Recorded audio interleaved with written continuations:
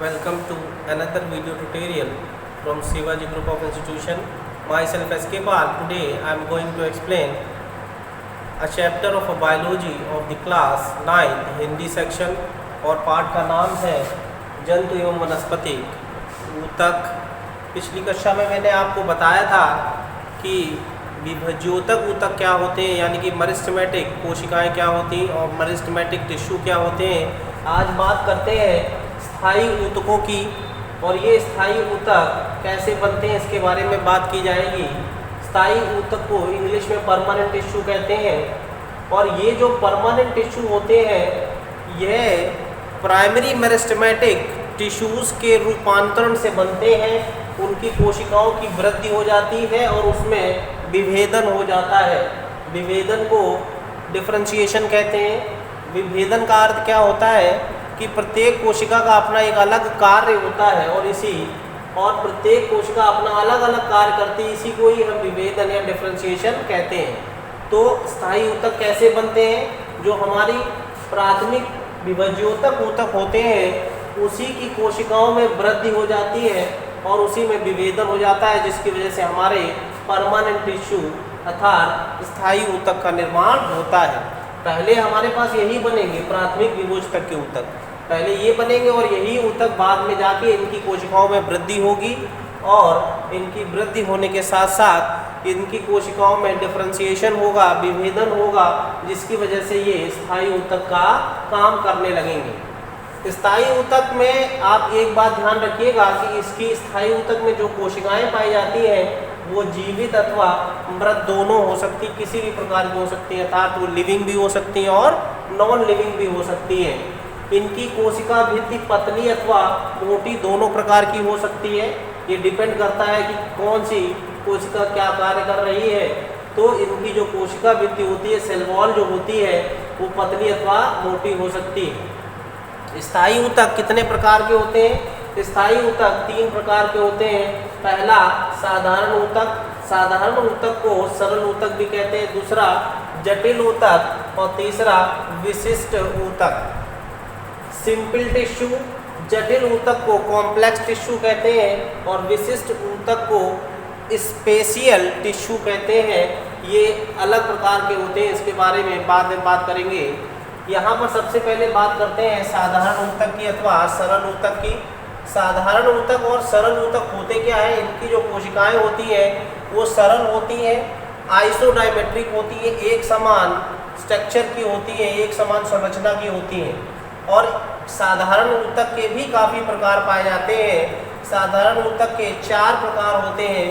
पहला मृदूतक, जिसको हम पैरेन्काइमा कहते हैं। दूसरा फ्लोरेन्काइमा कहते हैं और तीसरा एरेन्काइमा कहते हैं। दूसरा जो है, पहला यहाँ पे साधारण ऊतक को पहले मृदूतक में डिवाइड किया गया है, उसके बाद फ्लोरेन्काइमा, उसके बाद एरेन्काइमा, उसके बाद ताराकाय, इसका अर्थ होता है इंग्लिश में स्टिलेट टिश्यू, और जो 5वां होता है उसको प्रोजेन्काइमा कहते हैं। यहाँ पे थोड़ा नंबरिंग मिस्टेक हो गई है। फर्स्ट ये है और सेकंड, थर्ड, तो यहाँ पर बात करेंगे साधारण ऊतक की। साधारण ऊतक में सबसे पहले मृदूतक की बात करेंगे। इंग्लिश में इसको पैरेन्काइमा, पैरेन्काइमेटस टिश्यू कहते हैं। पैरेन्काइमेटस टिश्यू क्या होते हैं? मृदूतक क्या होते हैं? इनकी कोशिकाएं समव्यासी होती हैं और इनमें जो कोशिकाएं पाई जाती हैं वो जीवित कोशिकाओं का समूह होता है। मृदूतक क्या होता है? ऐसा ऊतक जिसमें जीवित कोशिकाओं का समूह होता है। मृदूतक में इंटरसेलुलर स्पेस पाए जाते हैं, इंटरसेलुलर स्पेस पाए जाते हैं और इनका जो आकार होता है वो गोल अथवा अंडाकार होता है। ये मृदूतक कहलाती हैं। अब इन्हीं मृदूतक में क्या होगा? जब मृदूतक ऊतक जो होते हैं, जब इसमें क्लोरोप्लास्ट डेवलप हो जाता है तब हम इसको फ्लोरेन्काइमा कहते हैं। यहाँ पे क्लोरिन टर्म जो लिया गया है वो क्लोरोफिल से लिया गया है, अर्थात इनकी कोशिकाओं में क्लोरोफिल डेवलप हो जाता है और जब इनमें क्लोरोफिल डेवलप हो जाता है तो ये प्रकाश संश्लेषण की क्रिया भी करने लगती हैं। इसलिए अब इसको हम मृदूतक ना कह के फ्लोरेन्काइमा कहते हैं। तीसरे प्रकार का जो ऊतक होता है इसको एरेनकाइमा बोलते हैं। ये एरेनकाइमा या क्लोरेनकाइमा या ये पेरेनकाइमा, ये होते सारे सिंपल टिश्यूज हैं, और जो पेरेनकाइमा होते हैं वही कन्वर्ट हो जाता है क्लोरेनकाइमा में, एरेनकाइमा में, ताराकाय में और प्रोजेनकाइमा में। ये ध्यान रखिएगा। तो क्लोरेनकाइमा कब बन जाएगा? जब मृदूतक में क्लोरोफिल का निर्माण हो जाएगा, तब वो क्लोरेनकाइमा में कन्वर्ट हो जाएंगे। अब बात करते हैं एरेनकाइमा। जैसा कि नाम से ही सुनने में लग रहा है एरेनकाइमा, एरेन मीन्स होता है एयर, यानी कि ये ऐसे इनकी कोशिकाओं में एयर भरी होती है। और एरेनकाइमा क्या होते हैं? इनकी कोशिकाएं इस प्रकार की होती हैं कि उनके बीच में एयर भरी होती है, और ऐसे एरेनकाइमा कोशिकाएं हाइड्रोफिटिक प्लांट में जलीय पौधों में ज़्यादा पाई जाती हैं, ताकि उनको तैरने में सहायता प्रदान हो सके। तो इसको हम एरेनकाइमा कहते हैं। अब बात करते हैं ताराकाय स्टिलेट टिश्यूज़ में।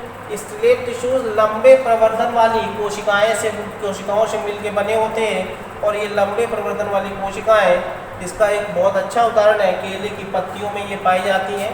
इनको हम स्टिलेट टिश्यू कहते हैं। अब बात करते हैं प्रोजेनकाइमा की।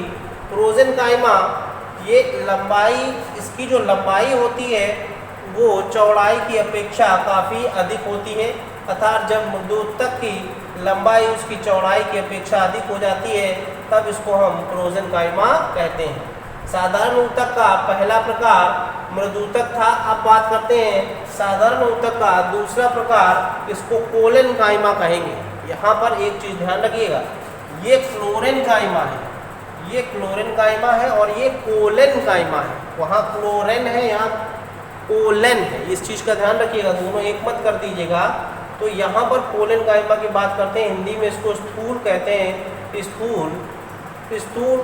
अब ये जो कोशिकाएं होती हैं कोलेनकाइमा की, जो कोशिका होती है उनकी कोशिका भित्ति काफ़ी मोटी होती है, और इनकी कोशिकाएं जीवित होती हैं। इनमें इंटरसेलुलर स्पेस नहीं पाया जाता। जो बीच में कोशिकाओं के बीच में जो गैप होता है ना, उसी को इंटरसेलुलर स्पेस कहते हैं। वो स्पेस इसमें नहीं पाया जाता है, इनको कोलेनकाइमा कहते हैं। यहाँ भी इंटरसेलुलर स्पेस, यहाँ पर इंटरसेलुलर स्पेस पाया जा रहा था मृदूतक में, लेकिन कोलेनकाइमा में इंटरसेलुलर स्पेस नहीं पाया जाता। इनका कार्य क्या होता है? ये जो कोलेनकाइमा होती है, क्योंकि इसमें आप ध्यान रखिएगा कोई भी इंटरसेलुलर स्पेस नहीं पाया जाता, कोशिकाएं बहुत पास होती हैं, और पास होने की वजह से ये क्या करेंगे, जो कोई चीज़ जिसके बीच में गैप नहीं है वो पास है, तो वो स्ट्रेंथ प्रोवाइड करेगी, ताकत प्रोवाइड करेगी। तो इनका यही फंक्शन होता है, ये प्राइमरी मैकेनिकल स्ट्रेंथ प्रोवाइड करती हैं प्लांट को, और इन्हीं प्राइमरी मैकेनिकल स्ट्रेंथ की वजह से प्लांट जो है अपने आप को स्ट्रेंड कर पाता है। इस तरीके से ये कोलेनकाइमा कोशिका, कोलेनकाइमा टिश्यू का काम होता है। तीसरे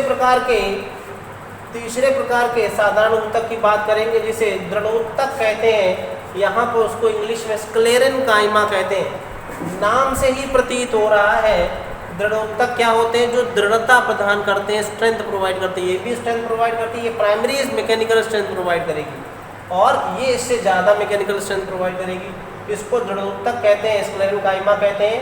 ये दो प्रकार की होती है, दृढ़ोतक रेशे यानी कि स्क्लेरेनकाइमा फाइबर, और ये स्टोन सेल। दो प्रकार की होती है, स्क्लेरेनकाइमा फाइबर और स्टोन सेल। जब इनकी कोशिकाएं लगभग 50 से 60 सेंटीमीटर लंबी फाइबर बना देती हैं, रेशे बना देती हैं, तो इसको हम स्क्लेरेनकाइमा कहते हैं।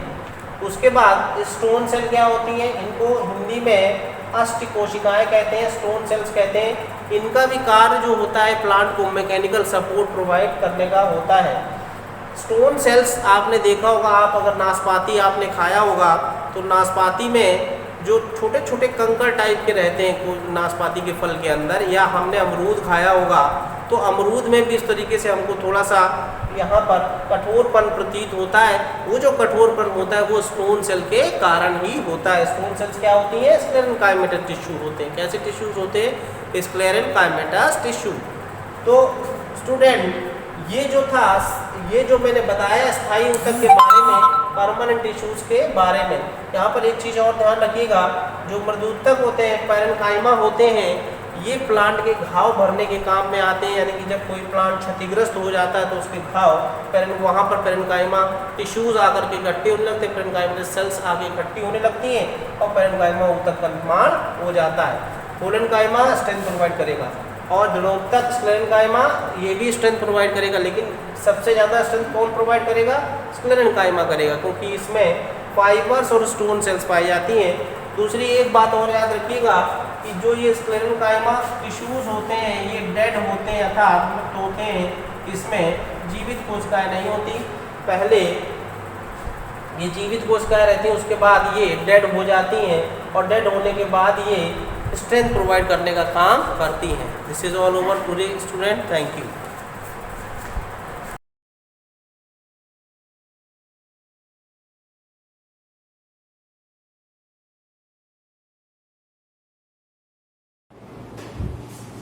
Good morning students, myself Sasnam. Today we will discuss our chapter matter in our surrounding.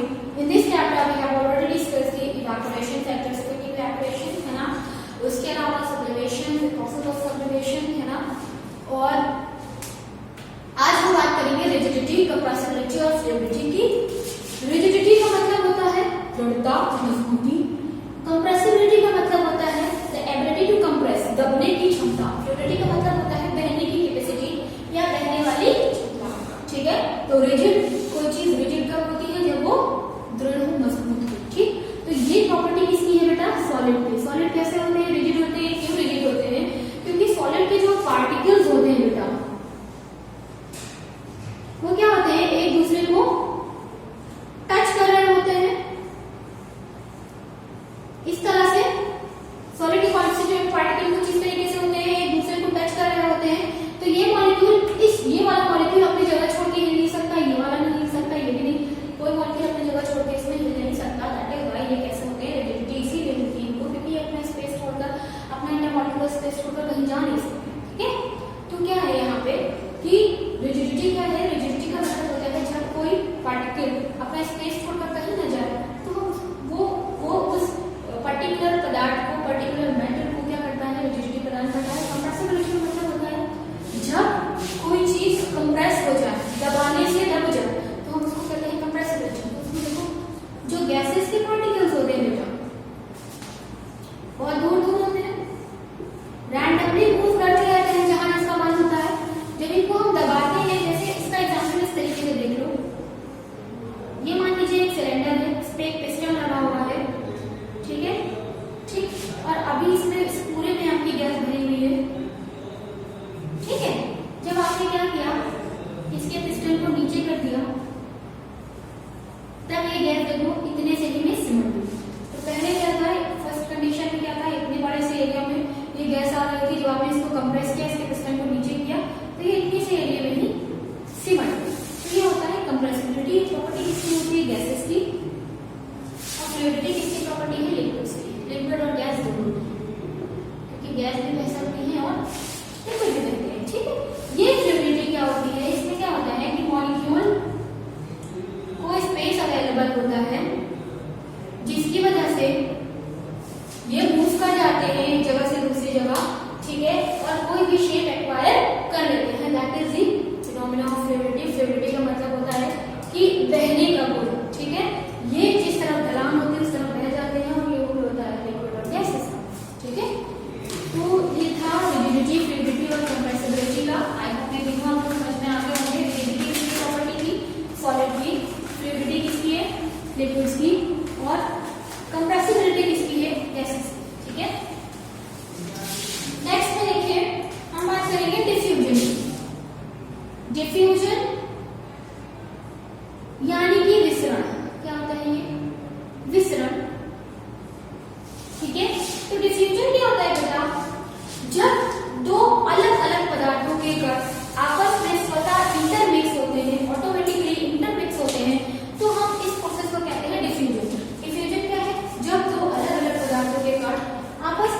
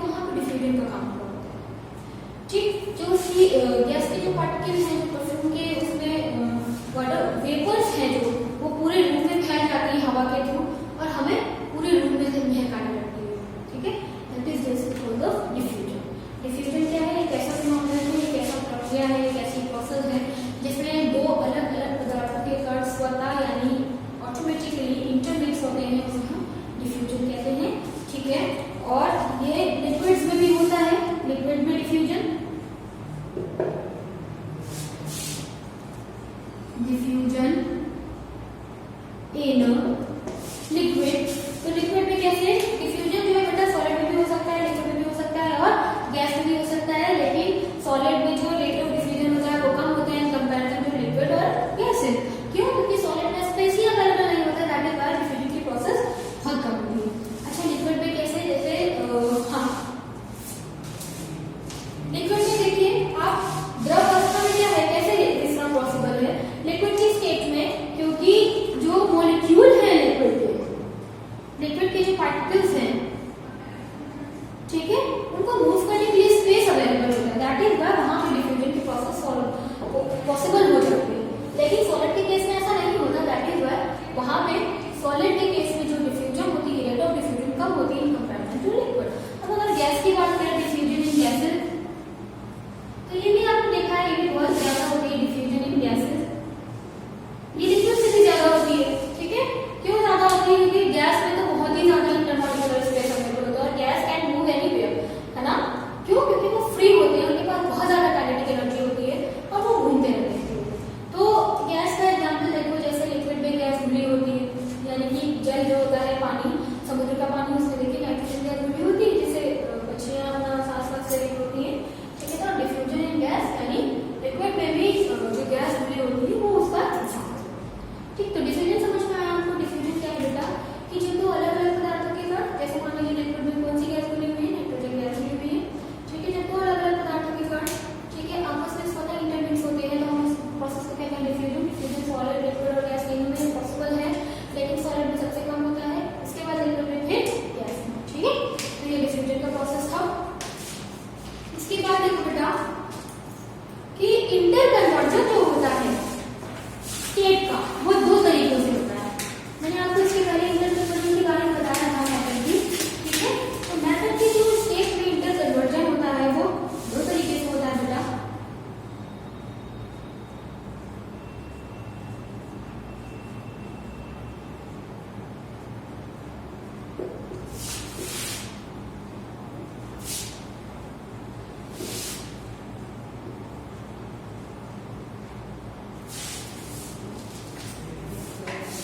पहला तो आप उसके टेम्परेचर में चेंज कर लीजिए, दूसरा आप उसके प्रेशर में चेंज कर लीजिए। अगर आप टेम्परेचर बढ़ा देंगे या घटा देंगे तो किसी भी मेटल की स्टेट चेंज हो जाएगी, अगर आप प्रेशर को बढ़ा या घटा देंगे तो किसी भी मेटल की स्टेट चेंज हो जाएगी। टेम्परेचर से कैसे, जैसे सॉलिड था, जब कम टेम्परेचर पे फ्रिज में रखा हुआ था पानी, तो वो सॉलिड था, है ना, बर्फ थी। जब आपने उसके टेम्परेचर को बढ़ा दिया, बाहर निकाल के रख दिया, तो टेम्परेचर बढ़ गया, क्योंकि फ्रिज में तो कम होता है। जब आप उसको बाहर निकाल के रखा तो टेम्परेचर बढ़ गया और वो लिक्विड बन गया, और जब उसको गैस पे रख दिया तो और टेम्परेचर बढ़ा दिया और वो वेपर बन गया, ठीक। तो टेम्परेचर बढ़ाने या घटाने से कोई भी मेटल की स्टेट चेंज हो जाती है। प्रेशर अगर आप बढ़ा दीजिए तो भी मेटल की स्टेट चेंज हो जाती है। जैसे CO2 क्या है, कार्बन डाइऑक्साइड, और ये किसका फॉर्म है आपको पता है, गैस है। लेकिन जब CO2 गैस को अंडर हाई प्रेशर, जब हाई प्रेशर में रख देते हैं ना, तो ये बन जाती है सॉलिड CO2, ठीक। और इसको हम कहते हैं ड्राई CO2। गैस को आपने हाई प्रेशर में रखा तो वो ठोस CO2 है, ठीक। इसका एक और नाम है ड्राई CO2, शुष्क कार्बन डाइऑक्साइड, ठीक है। तो ये था दो फैक्टर जिसकी वजह से किसी भी मेटल की स्टेट में चेंज हो जाता है। आई होप ये टॉपिक आपको क्लियर हो गया होगा। आज की इस क्लास में इतना ही, मिलते हैं अपनी नेक्स्ट क्लास में, तब तक के लिए good bye.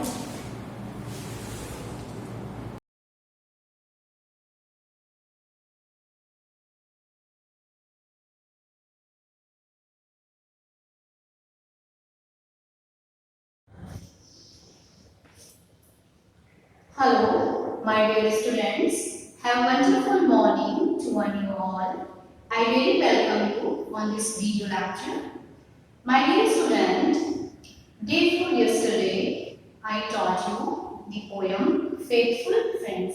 I taught you the poem Faithful Friends that is written over here. The particular poem that is composed by William Shakespeare. That is composed by William Shakespeare. Students, in last lecture, I have already discussed with you about the poet William Shakespeare, and I have already told you that William Shakespeare was a poet, a dramatist, and the greatest playwriter, and he belonged to Elizabethan period. He belonged to Renaissance age. It means 1564 to 1616. Fine. Student, I had already taught you that William Shakespeare plays, it means his significance, his importance is really very unique in the field of English literature. He has really written 54 sonnets, 37 plays and 154 sonnets. So, English literature is known only for him. Fine.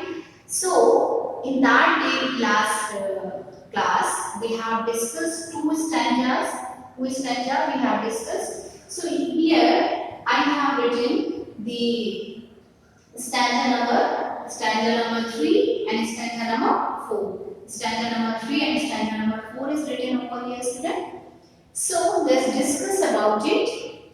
It's written, he that is thy friend indeed.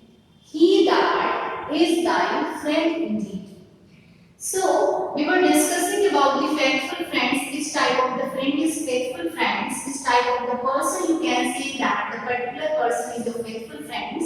So he that, such type of the person is thy means you, friend indeed. It means to say, indeed means of course, really. It means to say that person, that such type of the person will be your real friend, will be your true friend if he will help thee in thy need. Thy word is used here, thou word is used here. So student, I told you that these types of the words are always used by William Shakespeare. These are the William Shakespeare words. And what's the meaning of thy? What's the meaning of thou? The meaning of these words are you. So, the person who always help you whenever you need of that person. Whenever you are in misery, whenever you are in problem, whenever you are in difficult condition, if that person help you, it means he is your true friend. He is your real friend. So this is the meaning of this one. If thou sorrow, he will be. Thou means you. It's a condition is written over here. If thou sorrow, it means if you are in problem, if you are in sorrowful mood, either something has been happened with you, आपके साथ कुछ अनहोनी हो गई है, something has happened with you, unusual. So, if that person come to you to help you, so that person will be your true friend. So that type of the friends is true friend. Fine. If thou wake, he cannot sleep. If thou wake, it means to say, if you are in some problem, if you are in difficult condition, if you are thinking something into your mind, and because of that you are not able to sleep. So your true friend will also not be slept. आपका जो मित्र होगा वो भी नहीं सो पाएगा because of your problem, because of your difficult condition, because you are in adverse circumstances. So that is your true friend. So these are the qualities, these are the symbols, these are the basic things by which you can come to know who is your best friend, who is your true friend. So this one is completed here. So let's proceed to our fourth stanza. It's written over here. grief of heart. Does of every grief of heart? Means that type of the person will take your sorrow into your heart. Into your heart. आपके दुख को वो अपने दिल पे लेगा, आपकी problem को वो अपनी प्रॉब्लम पर समझेगा. Fine. So that person, it means true friend always think that your problems is my problem, your difficult situation is my difficult situation. Fine. Suppose that in your student's life you have many problems. Suppose that your work is not completed, and your examination are near to you. Annual examination are near to you, and your work is not completed. So, if you ask your friend to give your register, give your notebooks for completing the work, and if that person, if that student is your true friend, so he will help you in your adverse circumstances, in your difficult problem. But if that is not your true friend, he will not give you that problem. Fine. So this is the symbol, this is the thing, these are the qualities by which you can come to know that this person is your true friend. He with thee does bear a part. It means he will also become a part of your problems. He will also become a part of your sadness. He will also become a part of your life. Part of your life is because students will know very well that our life is a mixture of pleasure and pain. Our life is a mixture of pleasure and pain. And sometimes you are very happy and sometimes you are very sad. Sometimes you have prosperous time, but sometimes you have adverse time. Fine. So that type of the friend, it means true friend always becomes a part in both the situation. Whether you have a good time or you have a bad time. Fine. I think you have got it very well. These are certain signs to know. So these are the symbols. These are the conditions. These are the qualities by which you can come to know that you are my true friend. You are my best friend. Fine. Faithful friends from waiting pro.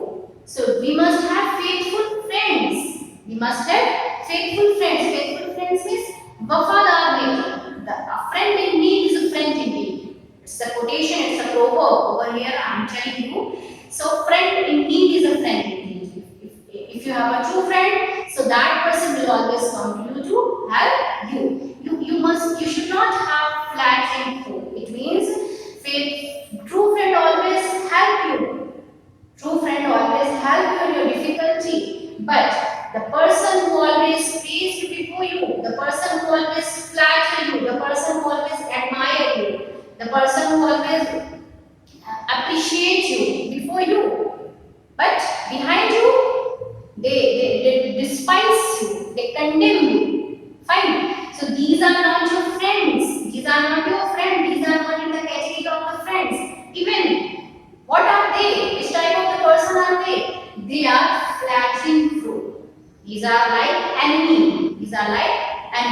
So student, this is the explanation of these two stanzas. Stanza number 3, stanza number 4, and first and second stanza I had already taught you. So I think you have got the complete explanation of these 4 stanzas. The complete explanation of 4 stanzas. You have to do one thing. After reading this poem, you have to go through all the 4 stanzas and underline the difficult word. If you have any problem, you can ask the queries in doubt clearing session. And the written work of this poem I will provide you in this week. So you can note it down, because in this poem you have to write the central idea of this poem. Central idea means the gist of the poem, the hidden meaning, the deep, what is the deep in this poem, what is the depth in this poem, you have to write, and you have to do question answer from the comprehension stanza that will be given to you in coming days. So student, I hope so that you have got this poem very well, and this poem has a very good lesson for you, because you are in a student's life, you must have good friends. Not good friends even, you must have true friends, because true friends always help you whenever you are in need. So student, I think you will enjoy this poem, you will apply this poem in your life, because it's a very suggestive and has a moral tone in your life. So it's enough for you. Thank you and have a nice day to all you all.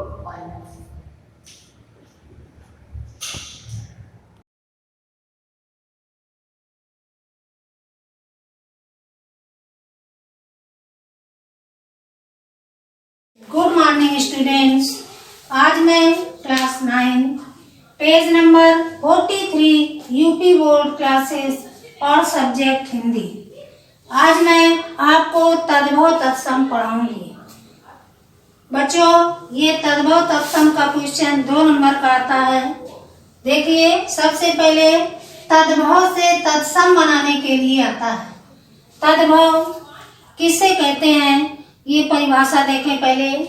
तद्भव शब्द वे शब्द जो संस्कृत के मूल शब्दों के बदले हुए रूप में हिंदी में प्रयुक्त होते हैं, बच्चों उन्हें तद्भव कहते हैं। फिर से देख लें, तद्भव शब्द वे शब्द हैं जो संस्कृत के मूल शब्दों के बदले हुए रूप में हिंदी में प्रयुक्त होते हैं। जैसे मैं यहाँ लिखना भूल गई हूँ, जैसे आँख, नाक, आम, घी, इस तरह के जो शब्द होते हैं वो तद्भव शब्द कहलाते हैं।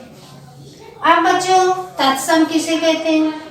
देखिए, संस्कृत के वे शब्द जो अपने मूल रूप में ही हिंदी में प्रयोग किए जाते हैं उन्हें तत्सम शब्द कहते हैं। फिर से सुन लें, संस्कृत के वे शब्द जो अपने मूल रूप में ही हिंदी में प्रयोग किए जाते हैं उन्हें तत्सम शब्द कहते हैं। अब बच्चों, जैसे आम्र, आम क्या हुआ? तद्भव, उसका तत्सम क्या हुआ? आम्र। उसी तरह आँख, आँख तद्भव हुआ और उसका तत्सम अक्षी हुआ। घी का घत हुआ और नाक का नासिका हुआ। अब बच्चों, इस तरह से सूची बनाएंगे, पूरे पेज में लाइन खींच लेंगे। एक तरफ तद्भव शब्द, दूसरी तरफ तत्सम शब्द। ये याद रखिए, हमेशा तद्भव से तत्सम शब्द बनाने के लिए ही आता है और ये 2 नंबर का क्वेश्चन होता है। अब देखिए, जैसे पहला शब्द लिखा है आँख, आँख का तत्सम क्या हुआ? अग्नि। रात का रात्रि, आंवला का आंवलक, कौवा का काक, काम का कर्म, चांदनी का चंद्रिका। मैं एक बार फिर दोहराती हूँ, आग का अग्नि, चांद का देखिए, आग का अग्नि, रात का रात्रि, आंवला का आंवलक, कौवा का काक, काम का कर्म और चांदनी का चंद्रिका। फिर उसी के नीचे आप लिखेंगे कॉपी में, अमोल का अमूल्य, कुम्हार का कुंभकार, गांव का ग्राम, बूढ़ा का वृद्ध, पत्थर का प्रस्तर और मोर का मयूर। एक बार फिर से देखिए, अमोल का अमूल्य, कुम्हार का कुंभकार, गांव का ग्राम, बूढ़ा का वृद्ध, पत्थर का प्रस्तर, मोर का मयूर। Hello students, class 9 page number 44 तत्सम तद्भव ही चल रहे थे, वही आगे कंटिन्यू है। देखिए, विषय हिंदी में एक तरफ तद्भव लिखा है, दूसरी तरफ तत्सम लिखा है। आपको भी कॉपी में ऐसे ही करना है, लेकिन आपको सिर्फ एक ही रो बनानी है ना? ये इस तरह एक ही रो बनानी है। यहाँ ब्लैक बोर्ड का अभाव है, इसलिए हमने ऐसे लिख दिया।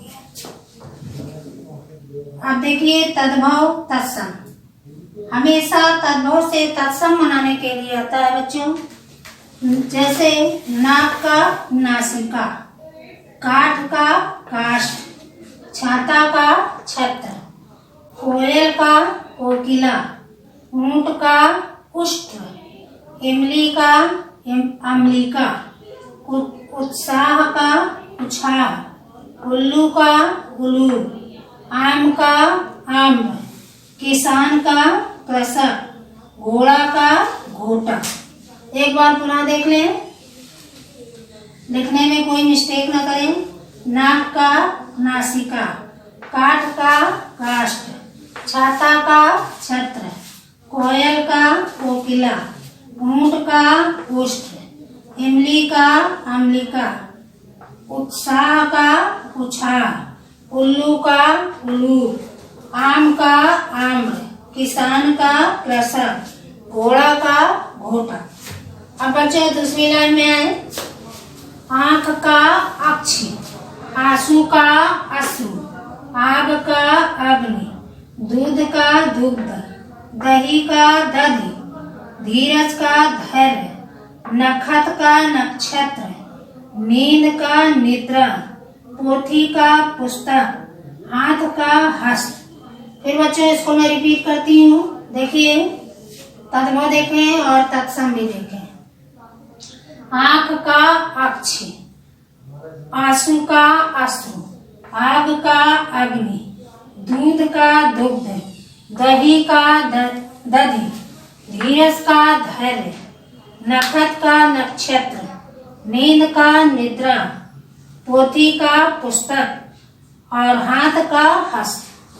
अब आगे आइए बच्चों, फिर तद्भव देखें, तत्सम देखें। चूरन का चूर्ण, जेठ का ज्येष्ठ, कबूतर का कपोत, पुष्प का पुष्प, फागुन का फाल्गुन, भौरा का भ्रमर, भगत का भक्त, बहन का भगनी, सूरज का सूर्य और खेत का क्षेत्र। ऐसे देखिए इसी को, चूरन का चूर्ण, जेठ का ज्येष्ठ, कबूतर का कपोत, पुष्प का पुष्प, फागुन का फाल्गुन, भौरा का भ्रमर, भगत का भक्त, बहन का भगनी, सूरज का सूर्य और खेत का क्षेत्र। बच्चों एक बार मैं फिर एक तरफ से आपको पढ़ाती हूँ, कोई लिखने में मिस्टेक ना करें। देखिए, नाक का नासिका, काठ का काष्ठ, छाता का छत्र, कोयल का कोकिला, ऊंट का उष्ट, इमली का अम्लिका, उत्साह का उछाह, उल्लू का उल्लू, आम का आम्र, किसान का कृषक, घोड़ा का घोटा।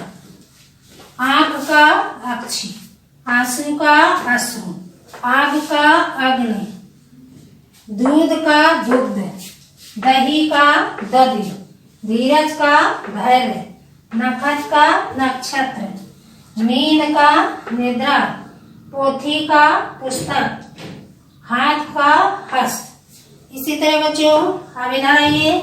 चूरन का चूर्ण, जेठ का ज्येष्ठ, कबूतर का कपोत, पुष्प का पुष्प, फागुन का फाल्गुन, भौरा का भ्रमर, भगत का भक्त, बहन का भगनी, सूरज का सूर्य, खेत का क्षेत्र।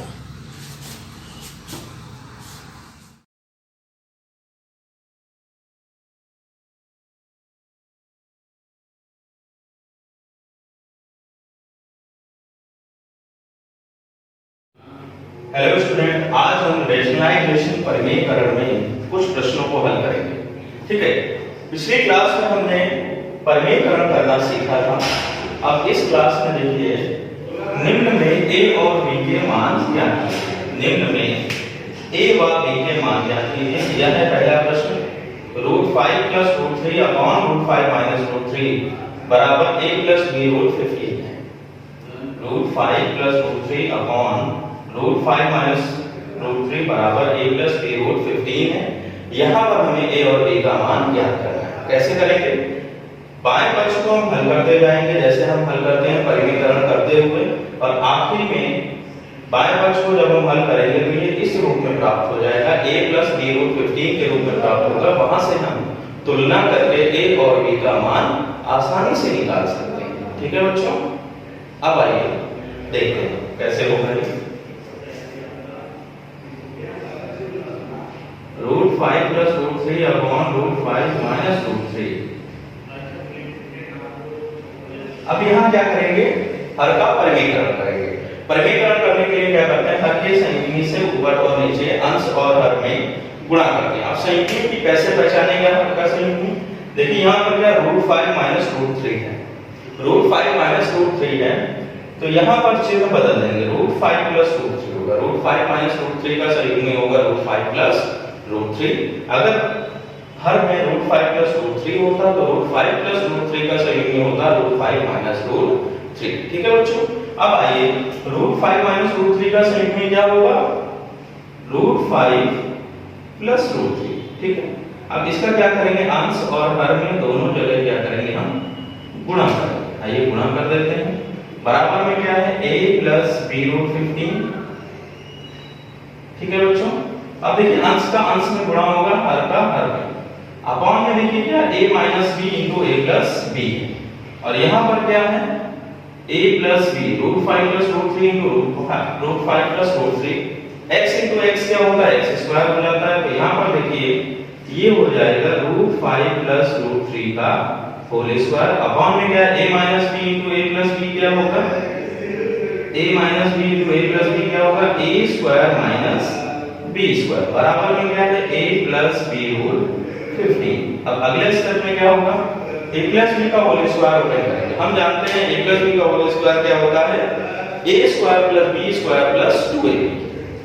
a + b का whole square a² + b² + 2ab, √5 का स्क्वायर प्लस √3 का square plus 2 into √5 into √3 upon में देखिए a minus b into a plus b क्या होगा, a square minus b square। a की जगह पर क्या है √5 है और b की जगह पर क्या है √3 है। √5 का स्क्वायर क्या आएगा, 5 आएगा, लास्ट क्लास में हमने बताया था, और √3 का स्क्वायर क्या होगा 3, बराबर में क्या है a plus b √15। अब आप बताइए √5 का स्क्वायर 5 क्यों आएगा, हमने लास्ट क्लास में पढ़ाया था √5 का स्क्वायर है, रूट का मतलब होता है 5 की पावर 1/2 होल पावर 2, घातों का आपस में गुणा होगा, 5 की घात 1/2 गुणे 2, 2 से 2 कट जाएगा और ये क्या आ जाएगा 5। ठीक है, √x का स्क्वायर क्या होगा x होगा। अब देखिए अगले स्टेप में देखिए √5 का स्क्वायर क्या होगा 5, √3 का स्क्वायर क्या होगा 3 plus 2 into √a into √b क्या होगा √a। करनी में एक प्रॉपर्टी होती है √a into √b बराबर हो जाएगा √a into b। तो यहां पर देखिए क्या होगा √5 into √3 होगा 5 into 3 अपॉन में क्या है 5 minus 3 आएगा 2, 5 minus 3 क्या आएगा 2 आएगा, बराबर में क्या है a plus b √15। अब अगले स्टेप में देखिए 5 plus 3 क्या आएगा 8 plus 2 √15 अपॉन में क्या है 2 बराबर में a plus b √15। अब अगले स्टेप में देखिए 8 plus 2 √15 अपॉन 2 बराबर 8 plus b √15। अब देखिए 2 का क्या होगा, अलग अलग दोनों में भाग लेंगे, 8 अपॉन 2 आएगा प्लस 2 √15 अपॉन 2 आएगा, बराबर में क्या है a plus b √15 है।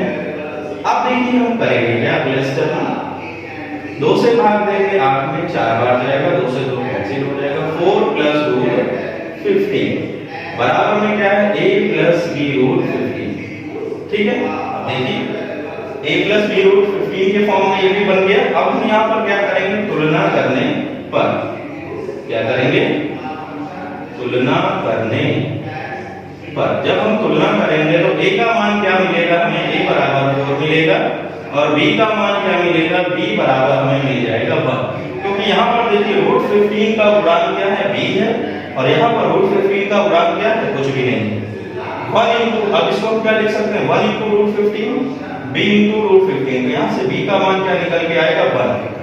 ठीक है बच्चों, तो यहाँ से हमें a और b का मान प्राप्त हो गया, a बराबर 4 b बराबर। अब देखिए अगला प्रश्न देखते हैं 5 plus root 6 upon 5 minus root 6 बराबर a प्लस b रूट 6 है। ठीक है, अब यहाँ पर क्या करेंगे, हर के संयुग्मी से अंश और हर में गुणा करेंगे, परिमीकरण करेंगे। अब हर का संयुग्मी क्या होगा, देखिए 5 plus root 6 upon 5 minus root 6 है, इसका संयुग्मी लेंगे तो हम 5 प्लस रूट 6 से अंश में भी गुणा करेंगे और 5 प्लस रूट 6 से हर में भी गुणा करेंगे, ये आएगा a प्लस b रूट 6। अब देखिए यहाँ पर क्या है, 5 माइनस रूट 6 है तो इसका संयुग्मी क्या होगा, 5 प्लस रूट 6। ठीक है, अगर यहाँ पर 5 प्लस रूट 6 होता तो उसका संयुग्मी क्या होगा, 5 माइनस रूट 6। ठीक है, अंश और हर में गुणा करेंगे, x into x क्या होता है, x स्क्वायर होगा, 5 plus root 6 into 5 plus root 6 क्या होगा, 5 प्लस रूट 6 का होल स्क्वायर। अपॉन में क्या है, a minus b into a plus b क्या होगा, a square minus b square बराबर में क्या है, a प्लस b रूट 6। ठीक है बच्चों, अब अगले स्टेप में देखिए a प्लस b का होल स्क्वायर क्या होता है, a square plus b square plus 2a। a plus b का होल स्क्वायर क्या होता है, a square plus b square plus 2ab। a का मान 5 है, b का मान क्या है, रूट 6। अपॉन में क्या है, 5 का स्क्वायर क्या होगा, 25 होगा, रूट 6 का स्क्वायर क्या होगा, 6 होगा बराबर में क्या है, a प्लस b रूट 6। अभी हमने आपको बताया है कि रूट x का अगर हम स्क्वायर करेंगे तो x आएगा, ऐसा क्यों होगा, x की घात 1/2 का होल स्क्वायर, घातों का आपस में गुणा होगा, 1/2 गुणे 2, 2 से 2 कैंसिल होगा तो ये क्या आ जाएगा, x आएगा। रूट x का स्क्वायर क्या होगा, x। इसी प्रकार रूट 6 का स्क्वायर क्या आएगा, 6 आएगा। ठीक है बच्चों, अब देखिए 5 का स्क्वायर क्या होगा, 5 का वर्ग क्या होगा, 25 होगा, रूट 6 का स्क्वायर 6 होगा, 5 गुनी 10 रूट 6 बटे में क्या है, 25 माइनस 6 कितना आ जाएगा, 19 आएगा बराबर में a प्लस b रूट 6। ठीक है बच्चों, अगले स्टेप में देखिए 25 प्लस 6 क्या आएगा, 31 प्लस 10 रूट 6 अपॉन 19 बराबर a प्लस b रूट 6।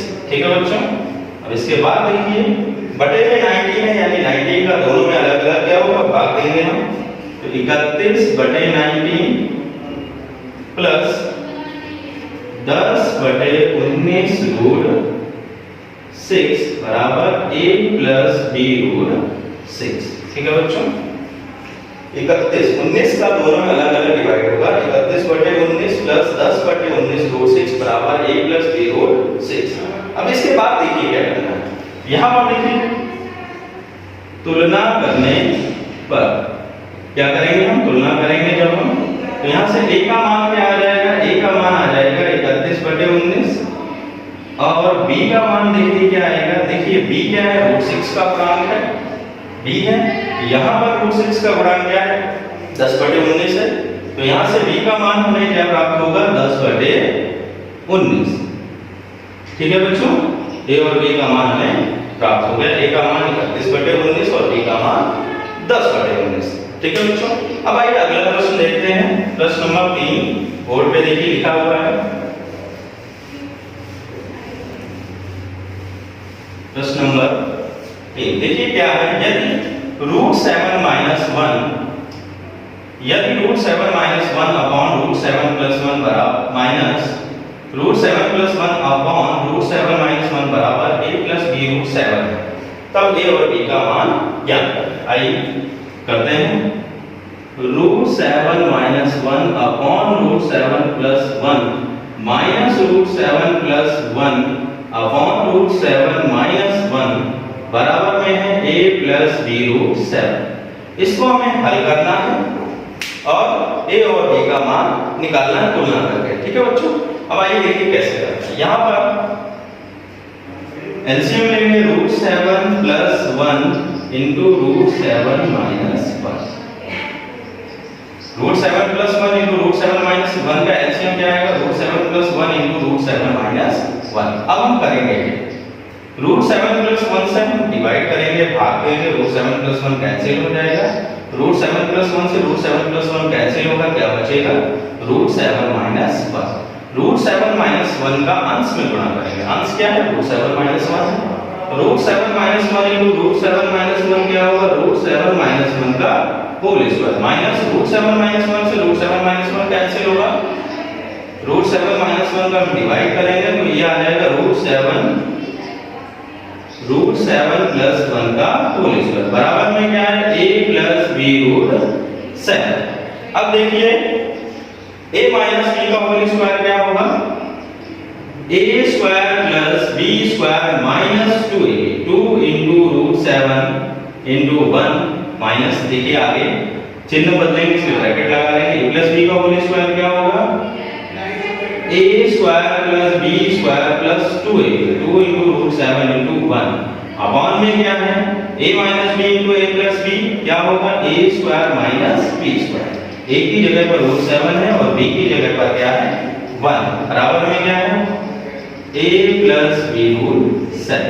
अब अगला स्टेप में देखिए रूट 7 का स्क्वायर 7 होगा, 1 का स्क्वायर 1 होगा, माइनस 2 रूट 7 माइनस, अब देखिए रूट 7 का स्क्वायर 7 होगा और 1 का स्क्वायर क्या होगा? 1 होगा प्लस 2 रूट 7 अपॉन में क्या है? रूट 7 का स्क्वायर 7 माइनस 1 बराबर में है a प्लस b रूट 7। ठीक है बच्चों, अब अगले स्टेप में देखिए 7 प्लस 1 8 माइनस 2 रूट 7 माइनस का मल्टीप्लाई करेंगे। 7 प्लस 1 क्या होगा? 8 प्लस 2 रूट 7 रहेगा। अगले स्टेप में मल्टीप्लाई करेंगे माइनस का। 7 माइनस 1 क्या आ जाएगा? 6 आ जाएगा बराबर में क्या है? 8 प्लस b रूट 7। अब देखिए इसके बाद यहां पर देखिए 8 माइनस 2 रूट 7 माइनस का मल्टीप्लाई होगा प्लस इंटू माइनस, माइनस आएगा plus into minus minus 2 root 7 आएगा अपॉन में क्या है? 6 है बराबर में है a प्लस b रूट 7। अब देखिए प्लस और माइनस कैंसिल होगा, माइनस 2 रूट 7 माइनस 2 रूट 7 जुड़ेगा आएगा माइनस 4 रूट 7। माइनस माइनस जुड़ता है साइन माइनस का आता है बराबर में है a प्लस b रूट 7। अब यहाँ पर देखिए रूट 7 का गुणांक क्या है? b है और यहाँ पर रूट 7 का गुणांक है 4/6। अब इसको और सिंपलीफाई कर लेते हैं। 4 को क्या लिखेंगे? 2 2 नहीं 4 2 3 6 तो माइनस 2/3 रूट 7 बराबर a प्लस b रूट 7। अब यहाँ लिखेंगे क्या? तुलना करने पर जब हम तुलना करेंगे तो यहाँ पर देखिए a का मान क्या मिलेगा? 0, क्योंकि a के स्थान पर कोई भी संख्या नहीं है तो यहाँ से हमें a का मान क्या मिलेगा? 0 मिलेगा। ठीक है, अब देखिए यहाँ पर b के साथ रूट 7 इंटू b है, रूट 7 का गुणांक क्या है? -2/3, तो यहाँ से b का मान क्या मिल जाएगा? -2/3। ठीक है बच्चों, यहाँ से a का मान क्या मिल गया? 0 मिल गया और b का मान क्या मिल गया हमें? -2/3। ओके बेटा, समझ में आ गया? नोट कर लीजिए।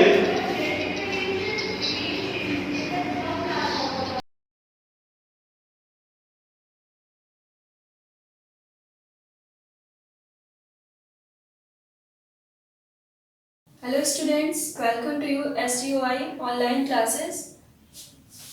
Students, today we will solve some numerical problems in the chapter Gati of class 9th. Students, हमारा फर्स्ट क्वेश्चन है, एक एथलीट वृत्तीय रास्ते जिसका व्यास 200 मीटर है का एक चक्कर 40 सेकेंड में लगाता है। 2 मिनट 20 सेकेंड के बाद वह कितनी दूरी तय करेगा और उसका विस्थापन क्या होगा?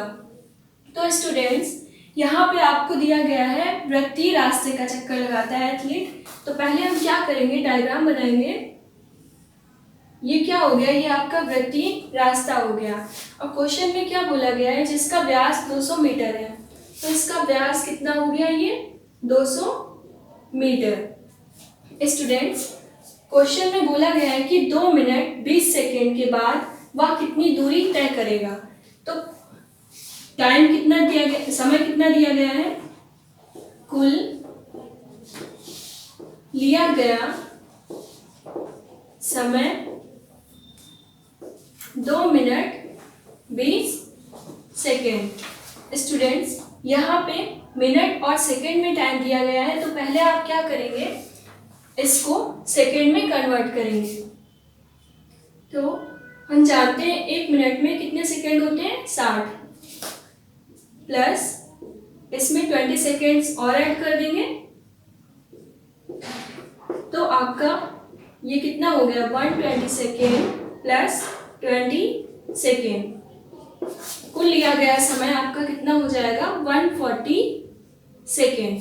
अब स्टूडेंट्स, हमें इस सर्कुलर पाथ की जो वृत्तीय पथ दिया हुआ है आपका, इसकी त्रिज्या निकालनी होगी। तो त्रिज्या निकालने के लिए हम क्या करेंगे, वृत्तीय पथ की त्रिज्या r बराबर व्यास अपॉन 2। तो आपका व्यास कितना है, 200 upon 2 is equal to 100 metre. ये क्या हो गया, आपकी जो वृत्तीय पाथ है उसकी त्रिज्या कितनी आ गई, 100 मीटर। अब हमें क्या करना है स्टूडेंट्स, एथलीट क्या करता है, 40 सेकेंड में यहाँ से स्टार्ट करता है और एक चक्कर पूरा करता है। तो एथलीट 40 सेकेंड में एक चक्कर पूरा करता है, तो 140 सेकेंड में कितने चक्कर पूरा करेगा, 140 सेकेंड में चक्रों की संख्या बराबर कुल लिया गया समय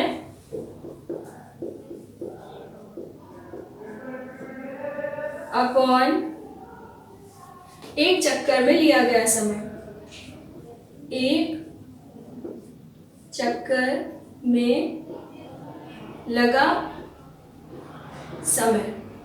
तो स्टूडेंट्स, कुल लिया गया समय आपका कितना है, 140 सेकेंड, और एक चक्कर में कितना समय लगा, 40 सेकेंड। 0 से 0 कैंसिल हो गया, तो यहाँ पे आपका कितना बचेगा, 4 से इसको डिवाइड करोगे तो कितना आएगा, 4 या 12.5 कितने चक्कर। एथलीट 140 सेकेंड में कितने चक्कर लगाएगा, 3 और एक आधा चक्कर, 3.5 चक्कर लगाएगा, 3.5 चक्कर। ओके, अब हम क्या करेंगे, हमें क्या करना है, डिस्टेंस निकालनी है, दूरी निकालनी है कि 140 सेकेंड में एथलीट कितनी दूरी तय करेगा। तो इसके लिए हम क्या करेंगे, 140 सेकेंड में चली दूरी, स्टूडेंट्स एक चक्कर में चली गई दूरी कितनी हो जाएगी, वृत्त की परिधि के बराबर। तो 140 सेकेंड में ये कितने चक्कर लगाता है, 3.5 चक्कर। तो हम क्या करेंगे, जितनी दूरी है आपकी एक चक्कर में, कितनी दूरी है, 2 पाई आर परिधि के बराबर, उसको क्या करेंगे 3.5 चक्रों से मल्टीप्लाई कर देंगे, तो हमें टोटल डिस्टेंस मिल जाएगी। 140 सेकेंड में चली गई दूरी बराबर 2 पाई आर इंटू 3.5। स्टूडेंट्स, आई की वैल्यू 22/7 इंटू आर आपका कितना था, 100 मीटर इंटू 3.5।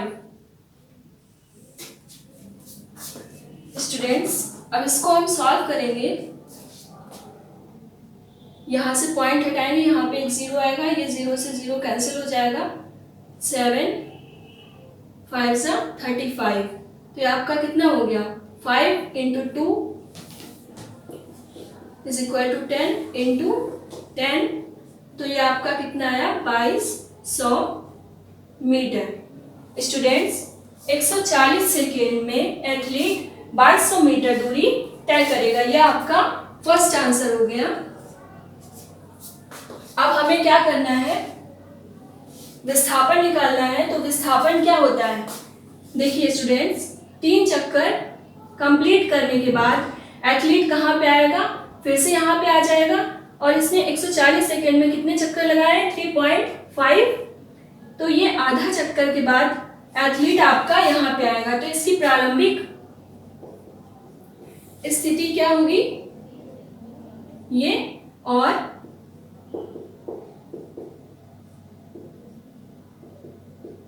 अंतिम स्थिति कौन सी हो जाएगी, ये वाली।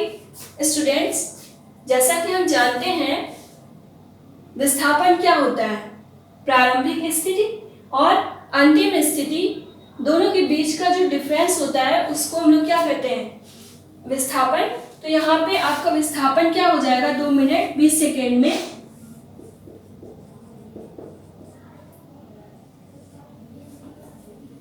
ये प्रारंभिक स्थिति है और ये अंतिम स्थिति है। तो इसका जो विस्थापन है वो वृत्तीय पथ के व्यास के बराबर हो जाएगा।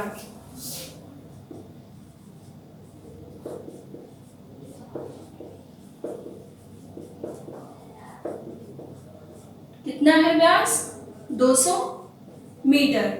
तो स्टूडेंट्स, एथलीट अंतिम स्थिति में अपनी प्रारंभिक स्थिति के अपोजिट, डायमीटर के अपोजिट साइड में होगा और इसका विस्थापन कितना हो गया, 200 metre.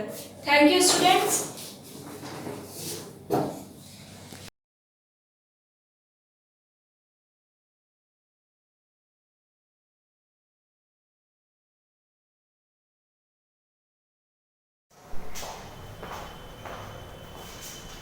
Very good morning students. बच्चों, मैंने अपने प्रीवियस लेक्चर में आपको इकोनॉमिक पार्ट 2 संसाधन के रूप में लोग में बेरोजगारी के कारण के बारे में बताया था। आज मैं इसी चैप्टर को कंटिन्यू करने जा रही हूँ। चैप्टर कंटिन्यू करने से पहले मैं अपने प्रीवियस लेक्चर का कुछ रिवीजन कराने जा रही हूँ। तो मैंने आपको बताया था अपने प्रीवियस लेक्चर में कि बेरोजगारी के क्या कारण होते हैं। तो बच्चों, भारत में बेरोजगारी के बहुत कारण हैं, जैसे जनसंख्या विस्फोट, कृषि का पिछड़ापन, निर्धनता, लघु व कुटीर उद्योगों का श्रम, धीमी विकास दर, प्राकृतिक संसाधनों का जरूरत से ज्यादा उपयोग होना।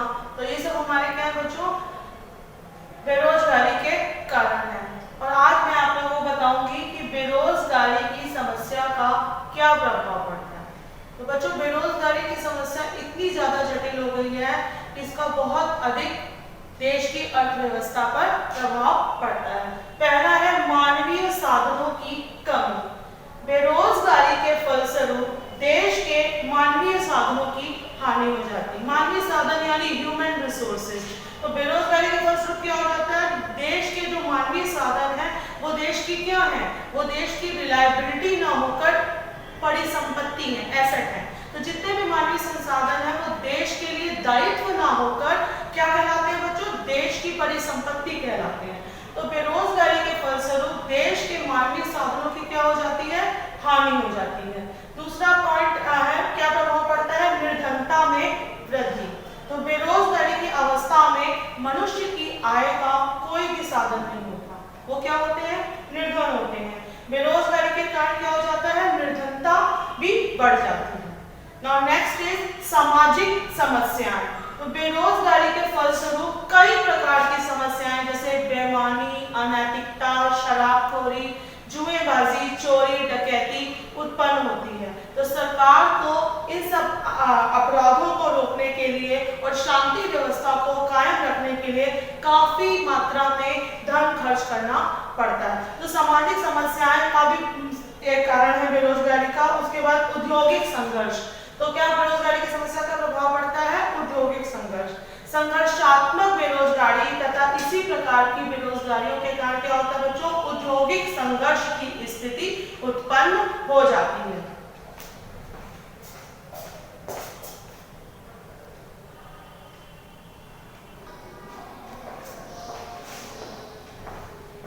तो बच्चों, नेक्स्ट प्रभाव क्या पड़ता है बेरोजगारी का, श्रम का शोषण। कर्मचारी आमतौर पर कम वेतन की पेशकश कर बाजार में नौकरियों की कमी का लाभ उठाते हैं। कर्मचारियों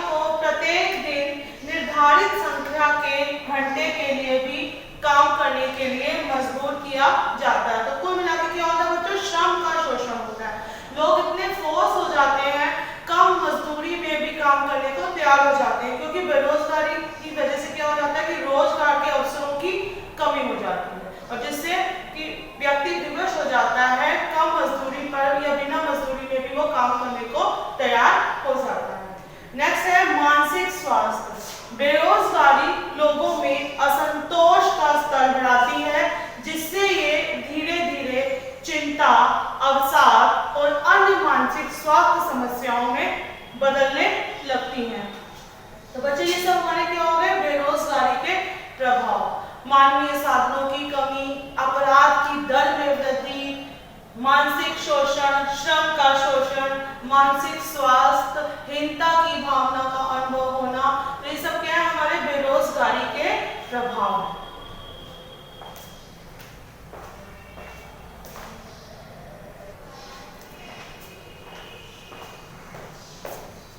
बच्चों अब हम बात करते हैं बेरोजगारी नियंत्रण के उपाय। अब तक मैंने आपको बताया था कि बेरोजगारी के क्या प्रभाव पड़ते हैं। अब हम बात करने जा रहे हैं कि बेरोजगारी को, ये जो बढ़ती हुई बेरोजगारी है उसको रोकने के लिए क्या उपाय करने चाहिए। सबसे पहला उपाय है जनसंख्या वृद्धि को नियंत्रित करना। तो बच्चों कुल मिलाकर सबसे पहली बात क्या है कि जो देश में इतनी तेजी से जनसंख्या बढ़ रही है, जनसंख्या जितनी तेजी से बढ़ रही है उतनी तेजी से रोजगार के अवसर नहीं मिल पा रहे हैं। तो इस बढ़ती हुई जनसंख्या को नियंत्रित करना बहुत ज्यादा जरूरी है। तो सबसे पहला उपाय क्या है, जनसंख्या वृद्धि को नियंत्रित करना। जनसंख्या की वृद्धि में नियंत्रण होगा तो जिससे विकास की गति भी बढ़ेगी, विकास की गति बढ़ेगी, रोजगार के अवसर उपलब्ध होंगे और जिससे देश में बेरोजगारी की समस्या का निदान होगा। नेक्स्ट, कृषि का विकास। आपको पता है कि हमारा भारतवर्ष कृषि प्रधान राष्ट्र है, एग्रीकल्चर बेस्ड कंट्री है। तो कृषि का विकास, तो आपको पता है कि हमारा देश जो भारत है वो एग्रीकल्चर कंट्री है। तो इसमें क्या होता है कि कृषि के पिछड़ेपन की वजह से क्या हो जाता है कि बेरोजगारी की समस्या उत्पन्न हो जाती है, क्योंकि कुछ व्यवसाय जो मौसमी व्यवसाय हैं वहाँ पे क्या होता है, मौसमी व्यवसाय में वर्ष के कुछ महीने लोगों को काम मिलता है। तो जिस महीने में लोगों को काम मिलता है तो कृषि के पिछड़ेपन की वजह से उनको बहुत अधिक समस्याओं का सामना करना पड़ता है। तो कृषि के विकास के लिए क्या जरूरी है, नवीन उपकरणों, कृत्रिम खादों, उन्नत बीजों, सिंचाई योजनाओं व सघन खेती से रोजगार के अवसर बढ़ाए जा सकते हैं। तो कृषि का विकास बहुत जरूरी है। नेक्स्ट है शिक्षा पद्धति में सुधार। तो भारत की शिक्षा पद्धति बच्चों कैसी है, ऐसी शिक्षा पद्धति है जो व्यवसायीकरण पर आधारित नहीं है, वो पाठ्य पुस्तक पर आधारित है। तो ऐसी शिक्षा पद्धति होनी चाहिए जिसमें कि रोजगार से संबंधित बातों की जानकारी दी जाए कि किस तरह से नौकरी करनी है, किस तरह से हमको कोई कार्य करना है। तो शिक्षा पद्धति व्यवहारिक है, व्यवहारिक न होकर, व्यवसायिक न होकर शिक्षा पद्धति भारत की कैसी है, पाठ्य पुस्तक आधारित है। तो शिक्षा पद्धति में सुधार होना चाहिए जिससे कि बेरोजगारी की समस्या को दूर किया जा सकता है। नेक्स्ट है रोजगार दफ्तरों की स्थापना। तो रोजगार दफ्तर क्या होते हैं बच्चों, रोजगार दफ्तर क्या करते हैं, प्रोवाइड करते हैं सर्विसेज को, वर्क को प्रोवाइड करते हैं। तो रोजगार दफ्तरों की स्थापना होने से क्या होगा कि जितने भी बेरोजगार लोग हैं उनको रोजगार मिलने में मदद मिलेगी। नेक्स्ट है बच्चों रचनात्मक कार्य। शिक्षा, स्वास्थ्य, सामाजिक सेवाएं तथा कार्यालय का विस्तार एवं विकास होने से क्या होता है, रोजगार के अवसर बढ़ेंगे। तो जितनी भी सामाजिक सेवाएं हैं, कार्यालय हैं, इनका विस्तार और विकास करने से रोजगार के अवसरों में वृद्धि की जा सकती है। इसी प्रकार बांध, सड़क, पार्क व नदी घाटी के निर्माण को भी बढ़ावा देकर रोजगार के अवसरों को बढ़ाया जा सकता है। नेक्स्ट है लघु व कुटीर उद्योगों का विकास। तो देश में लघु व कुटीर उद्योगों का विकास करके भी रोजगार के अवसरों को बढ़ाया जा सकता है। जैसा कि आप जानते हो बेरोजगारी का क्या कारण है, मशीनीकरण।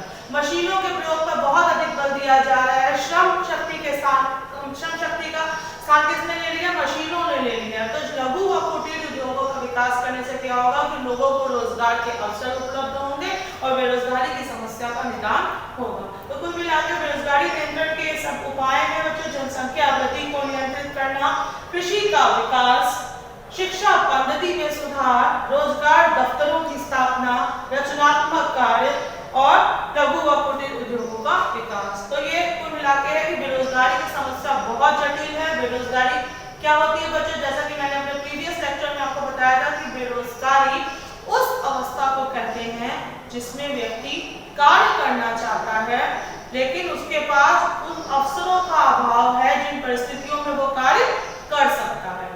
और भारत में कैसी बेरोजगारी का स्वरूप है? भारत में ग्रामीण क्षेत्र में आपकी मौसमी बेरोजगारी और प्रच्छन्न बेरोजगारी पाई जाती है, जबकि शहरी क्षेत्र में आपकी शहरी बेरोजगारी पाई जाती है।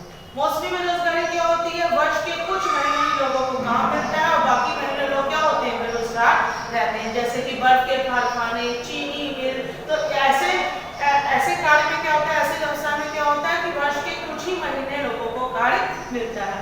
प्रच्छन्न बेरोजगारी क्या होती है बच्चों? यदि किसी कार्य में एक से ज्यादा लोगों की जरूरत नहीं है तभी भी उस कार्य में एक से ज्यादा लोग लगे हुए हैं, तो जो बाकी की जो एक्स्ट्रा लोग होते हैं वो हमारे क्या होते हैं? प्रच्छन्न होते हैं, अदृश्य होते हैं। और शहरी में बेरोजगारी में क्या होता है? भारत के शहरी क्षेत्रों में क्या होता है? शिक्षित बेरोजगारी पाई जाती है। शिक्षा का स्वरूप कैसा है? व्यावसायिक और व्यवहारिक शिक्षा न होकर शिक्षा किस पर आधारित है? पाठ्य पुस्तक पर आधारित है। तो शिक्षा पद्धति कैसी है? दोषपूर्ण है। बेरोजगारी के कारण क्या होते हैं बच्चों? बेरोजगारी का कारण होता है जनसंख्या विस्फोट, दोषपूर्ण शिक्षा पद्धति, मशीनीकरण, निर्धनता, प्राकृतिक संसाधनों का उचित से उपयोग न होना और उसके बाद पूंजी पर अधिक बल और नगरीकरण, ये सब हमारे क्या है? बेरोजगारी के कारण है। बेरोजगारी के कारण का प्रभाव क्या पड़ता है? मानवीय साधनों की हानि, अपराध की दर में वृद्धि, प्राकृतिक संसाधनों का उचित उपयोग न होना, श्रम शक्ति का शोषण होना, मानसिक स्वास्थ्य पर प्रभाव और लोगों में हीनता की भावना की वृद्धि। और इसके उपाय क्या है? जनसंख्या वृद्धि को नियंत्रित करना, कृषि का विकास करना, शिक्षा पद्धति में सुधार करना, रोजगार दफ्तरों की स्थापना करना, रचनात्मक कार्य करना, लघु व कुटीर उद्योगों का विकास करना। Now that's all for today. I will continue this chapter in my next video.